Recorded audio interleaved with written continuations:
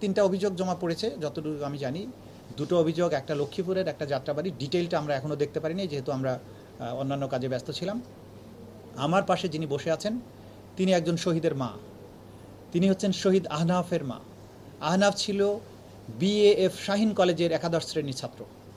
গত 4 আগস্ট সে মিরপুর 10 নম্বরে শহীদ হয় এবং তার মা খবর পেয়ে শহীদ হওয়ার কিছুক্ষণ আগ পর্যন্ত সে মায়ের সাথে কথা বলেছে। শহীদ হওয়ার পরে তার ফোন বন্ধ পাওয়া যাচ্ছিল। পরে একটা পর্যায়ে তারা ওখানে যান ঘটনাস্থলে।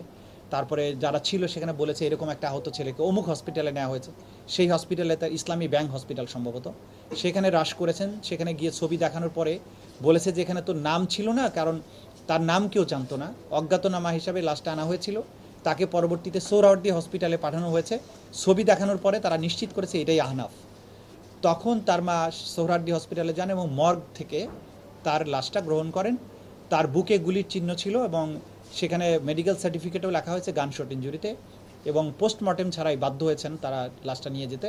হসপিটাল কর্তৃপক্ষ যেটা বলেছেন বারবার, যেটা ওনাদের কাছে তথ্য, যে তাড়াতাড়ি যান, যদি তাড়াতাড়ি না নেন তাহলে আঞ্জুমানে মফিদুল ইসলামের মাধ্যমে বেওয়ারিশ লাশ হিসেবে দাফন করা হবে।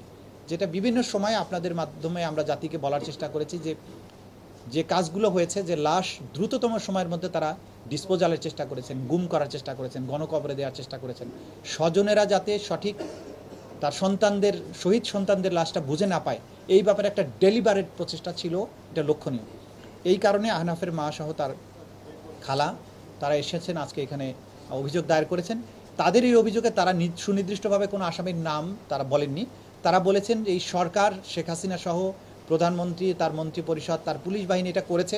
আমরা ঘটনাস্থলে যেহেতু ছিলাম না, আমরা এই সরকারের যে যারা এই অপরাধের সাথে যুক্ত তদন্ত করে যেন তাদের বিরুদ্ধে ব্যবস্থা গ্রহণ করা হয়, এটা তারা বলেছেন। একই সাথে বিএএফ শাহীন কলেজের ছাত্রছাত্রীরাও আমাদের সাথে যোগাযোগ করেছে।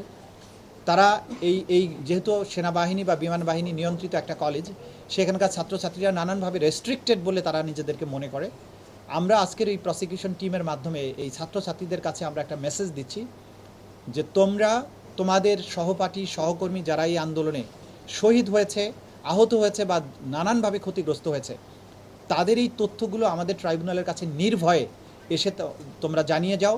তোমাদের নিরাপত্তা, তোমাদের ব্যক্তিগত গোপনীয়তা রক্ষা করার ব্যাপারে বাংলাদেশ এবং আমাদের প্রসিকিউশন টিম, আদালত, তদন্ত সংস্থা, আমরা আইনত এটা নিরাপত্তা দিতে বাধ্য এবং নৈতিকভাবে বাধ্য। তোমাদের প্রোটেকশন দেওয়ার দায়িত্ব আমাদের।